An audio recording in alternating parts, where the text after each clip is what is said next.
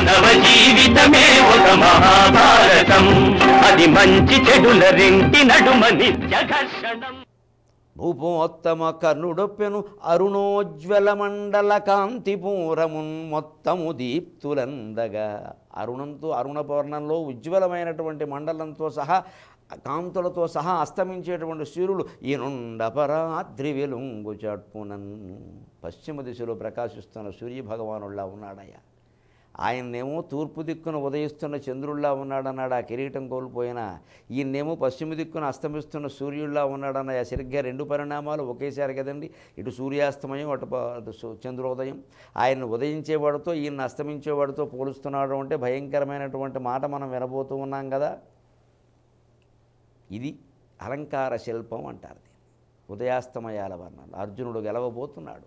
కర్ణుడు చరిత్ర కర్ణపర్వంగా చెవులకింపుగా విన్నటువంటి కర్ణపర్వం ముగియబోతోంది అనే భావాన్ని ధ్వనింపజేస్తున్నాడు. అర్జునుని బాణాల ధాటికి తట్టుకోలేక కర్ణుడు మూర్ఛపోయాడు. అర్జునుడు ముహూర్త కాలం ఆగాడు. మూర్ఛితుడైన వాడిని కొట్టడం భావ్యం కాదు కాబట్టి. అప్పటికీ భీముడు, కృష్ణుడు సహా అందరూ ఓసారి చూస్తూనే ఉన్నారు, ఇంకా ఏమిటి అన్నట్టుగా. కానీ అర్జునుడు యుద్ధ ధర్మాన్ని విస్మరించలేదు, అలాగే ఆగాడు. మూర్ఛితుడై ఉన్నాడు. మూర్ఛ నుంచి తేరుకునే వరకు కాస్త ఆగాడు.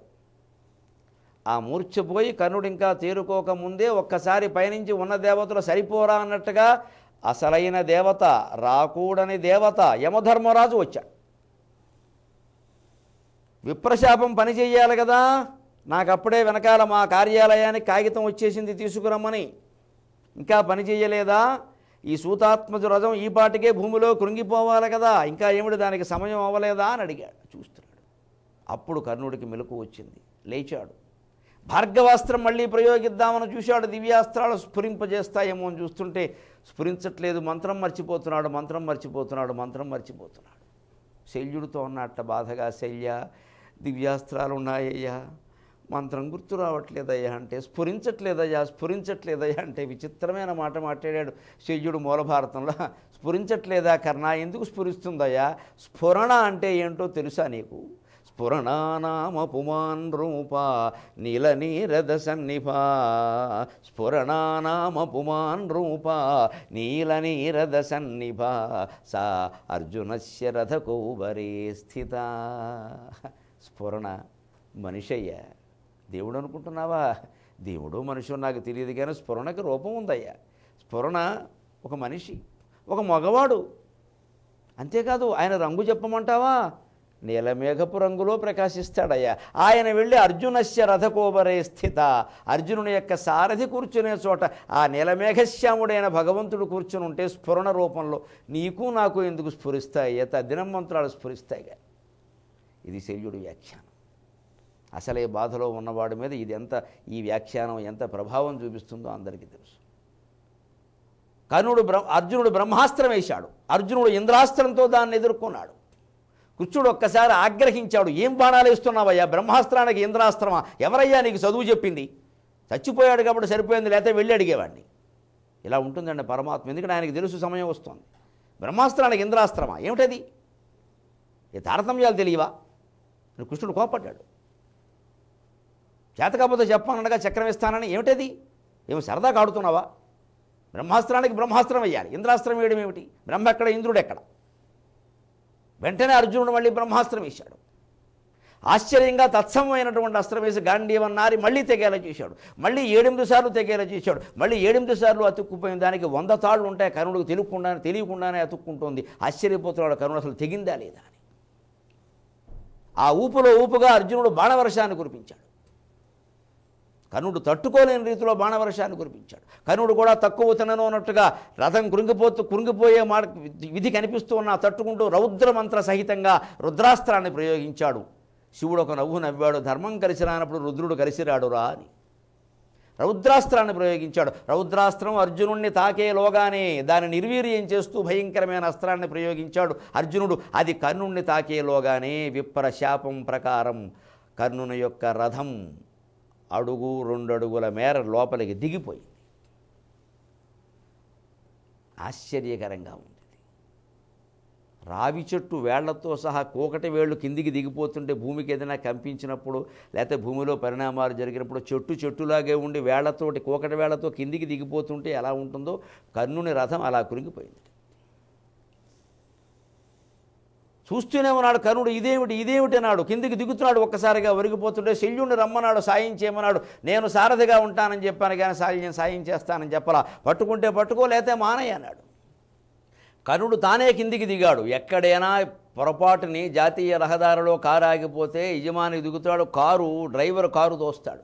ఇక్కడ విచిత్రంగా రథం కృంగిపోతూ ఉంటే శల్యుడు రథం మీద కూర్చున్నాడు. కర్ణుడు వెనకాలకు వచ్చి ఆ రథాన్ని ఎత్తుతున్నాడు. ఆశ్చర్యకరంగా రథానికి వెనకాల ఉండేటువంటి పెద్ద దూలంలా ఉంటుంది ఒకటి మూపును, దాన్ని మూపు మీద పెట్టుకుని పాపం కర్ణుడు శల్యుడితో సహా రథాన్ని పైకి ఎత్తుతూ ఉంటే భూమి 4 అంగుళాలు లేచిందండి. కొండలు కోనలు సహా, నదీ నదాలు సహా, పర్వత ప్రాంతాలు సహా, సమస్త తీర్థాలు సహా, అరణ్యాలు సహా భూమి 4 అంగుళాలు పైకి లేచింది కానీ రథం లేవలేదు. భయంకరమైన శాపాలు జీవితాన్ని పట్టుకున్నప్పుడు ఏ ప్రయత్నాలు ఫలించని భయంకర స్థితి ఏర్పడుతుంది. దారి లేక కర్ణుడు నిలబడి ధర్మోపన్యాసం ప్రారంభించాడు. అర్జున, కాస్త ఆలోచించు. క్షత్రియ వీరుడివి, ఉత్తమ వంశంలో పుట్టావు, పాండురాజు కుమారుడివి, దైవాంశ సంభూతుడివని అందరూ అంటున్నారు. ఇలా నేను నిలబడి ఉండగా బాణం వేయడం ధర్మం కాదు. ఒక్కసారి ఆలోచించు. ముహూర్త కాలం వాగు అన్నాడు. అర్జునుడు రథాన్ని మీద నిలబడి గాంధీవాన్ని పక్కన పెట్టాడు. ముహూర్తకాలం వాగుదామనే ఆగాడు. వెంటనే కృష్ణుడు అన్నాడు, ఏం కర్ణా, ధర్మం ఇప్పుడు గుర్తొచ్చిందా? లోకంలో జీవులందరూ ఇంతేనయ్యా. తమకు అన్యాయం జరిగినప్పుడు ధర్మోపన్యాసాలు ఇస్తారు. తాము అన్యాయం చేసినప్పుడు ఏ ధర్మోపన్యాసాలు మీకు గుర్తురావు కదా పెద్ద మనిషి. పెల్చన చాలగా అలమున పెక్కురుగుడి ధనంజయత్మజున్ కూంచుట ధర్మమా.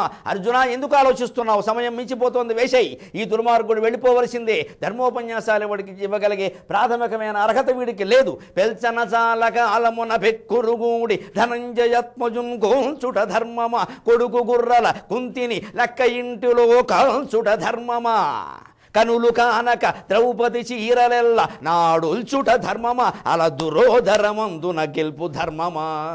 ఏది మీ పట్టున ధర్మంగా సాగిందని వేళ ధర్మోపన్యాసాలు ఇస్తున్నావు? పెద్ద మనిషి, ఇది ద్వాపర యుగం. దెబ్బకి దెబ్బ, బాణానికి బాణం, అధర్మానికి అధర్మం, ఇదే సమాధానం. వేసేయి అర్జున అన్నాడు. అర్జునుడు ఎటువంటి బాణాన్ని ప్రయోగించాడో ఈ పద్యం ప్రభావం అర్జునుని మీద, తపస్సంపన్నుడైన అర్జునుని మీద ఎలాంటి ప్రభావం చూపించిందో 23:30 గంటల్లో చూద్దాం. సెలవు.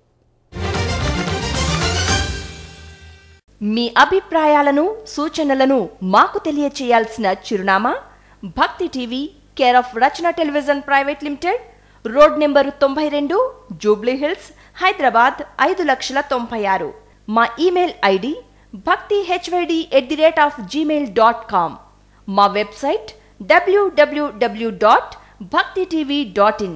Phone number 901012222333.